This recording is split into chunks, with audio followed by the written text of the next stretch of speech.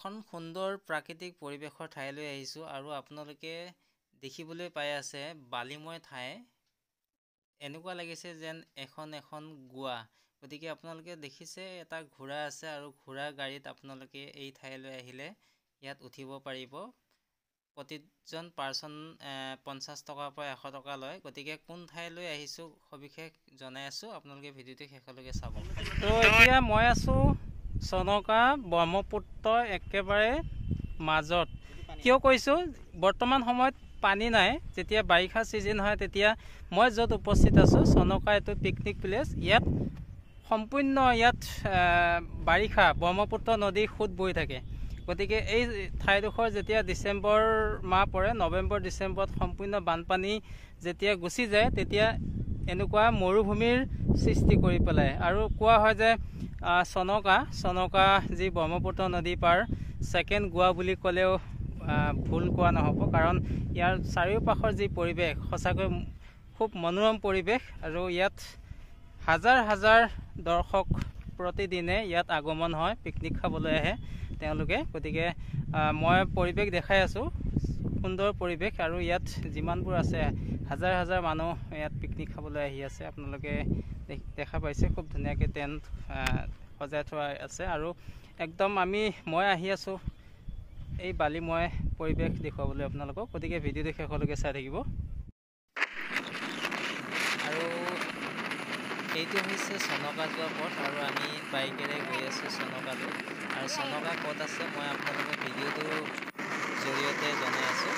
মায়ং পবিতৰা নিচেই ওচৰতে আছে চনকা। আৰু চনকা মৰিগাঁও জিলাৰ অন্তৰ্গত। চনকা অসমৰ এখন লেখত ল'বলগীয়া সুন্দৰ প্ৰাকৃতিক পৰিৱেশৰ বনভোজস্থলী। গতিকে আপোনালোকে যিহেতু এতিয়া ডিচেম্বৰ মাহ চলি আছে, আপোনালোকে এই ডিচেম্বৰ জানুৱাৰী মাহত আপোনালোকে চনকালৈ আহিব পাৰে। খুব সুন্দৰ পৰিৱেশ। ইয়াতে আপোনালোকে এসাঁজ প্ৰীতি ভোজ খাই যাব পাৰে, বনভোজ খাই যাব পাৰে। গতিকে পাহাৰৰ দাঁতিকাষৰীয়া অঞ্চল চনকা আৰু চনকাৰ যি ব্ৰহ্মপুত্ৰ নদীৰ পাৰত বালিময় ঠাই, এক চনকাৰ সুন্দৰ পৰিৱেশৰ মাজলৈ গৈ আছোঁ। আপোনালোকক ভিডিঅ'টোৰ জৰিয়তে সবিশেষ চনকাৰ যি সৌন্দৰ্য, প্ৰাকৃতিক সৌন্দৰ্য, সেই সৌন্দৰ্য আপোনালোকে উপভোগ কৰিব পাৰিব।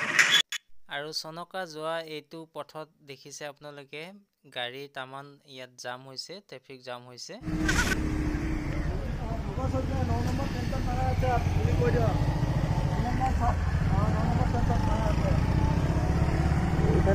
এইটো পথ নৰসিংহ মন্দিৰ এইটো আৰু পিকনিক প্লেচ। যথেষ্ট আপ, 1 নম্বৰ লগাই দিয়া।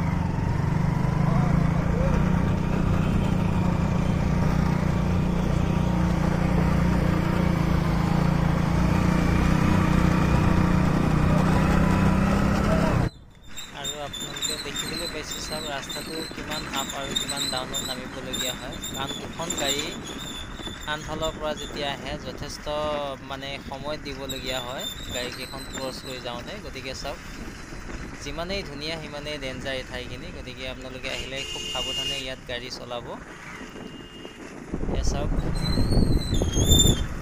কেনেদৰে গাড়ী এখন ৰৈ দি অইন এখন গাড়ীক পাছ দিয়া হয়। গতিকে আপোনালোকে আহিলে খুব সাৱধানে যাতে ইয়াত গাড়ী ড্ৰাইভিং আৰু ৰাইডিং কৰে। গতিকে ফাইনেলি আমি আহি পাইছোঁ চনকাৰ যি পিকনিক স্থলী, মেইন পিকনিক স্থলীলৈ আহিছোঁ। আৰু ইয়াত চাওক এই শিলকেইটা কি ধুনীয়াকৈ আছে, এই শিলৰ মাজেৰে এই ৰাস্তাটো গৈছে। আৰু আগত আপোনালোকে কেইবাখনো ৰিজৰ্ট পাব।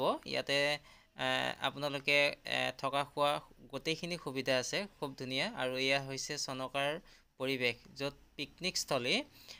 গতিকে ইয়াৰ চাৰিওফালৰ যি পৰিৱেশ আপোনালোকক দেখাই আছোঁ।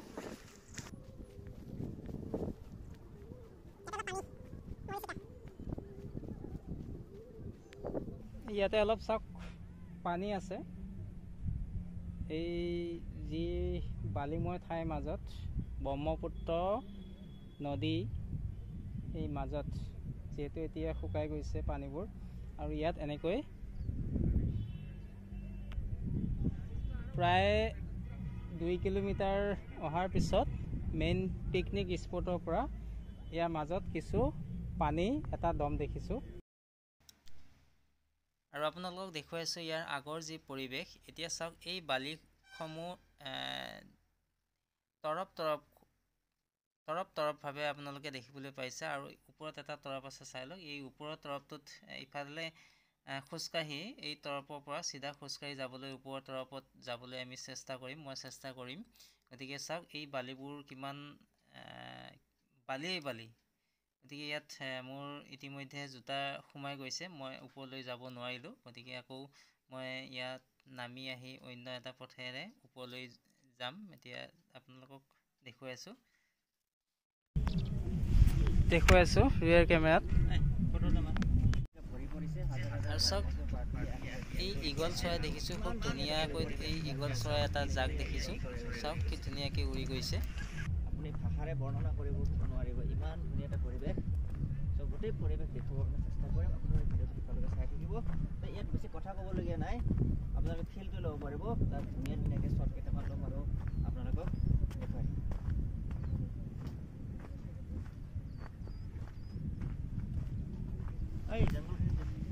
আৰু এতিয়া মই আহিছোঁ মোৰ বন্ধুৰ সৈতে ওপৰত। এই ঠাইখিনিত আপোনালোকে ইকৰা গছ দেখিছে আৰু এই ঠাইখিনি যথেষ্ট ওখ। ইয়াত কিছু অলপ মাটি আছে, যাৰ বাবে ব্ৰহ্মপুত্ৰ নদীৰ সোঁতে উটুৱাই নিব পৰা নাই। গতিকে এই ঠাইখিনি সেইকাৰণে ওখ হৈ আছে। যিহেতু মাটি আছে, ইকৰা গছ আছে, গতিকে ইয়াৰ পৰা আপোনালোকক দেখুৱাই আছোঁ সুন্দৰ যি প্ৰাকৃতিক পৰিৱেশ চনকাৰ। গতিকে আপোনালোকে ভিডিঅ'টো শেষলৈকে চাই থাকিব। এয়া হৈছে চনকাৰ সুন্দৰ আবেলিৰ মনোৰম পৰিৱেশ। চনকালৈ আহিলে আপোনালোকে ইয়াত ঘোঁৰাৰ গাড়ী দেখিছে, ঘোঁৰাৰ গাড়ীত আপোনালোকে উঠিব পাৰিব। গতিকে ইয়াৰ বাবে এটা সামান্য ফিজ এটা লয়। গতিকে আপোনালোকে চনকাত আহিলে এই পৰিৱেশৰ চনকাৰ যি পৰিৱেশ, সকলো পৰিৱেশৰ প্ৰাকৃতিক পৰিৱেশৰ আপোনালোকে যি সৌন্দৰ্য, সেই সৌন্দৰ্য উপভোগ কৰিব পাৰিব।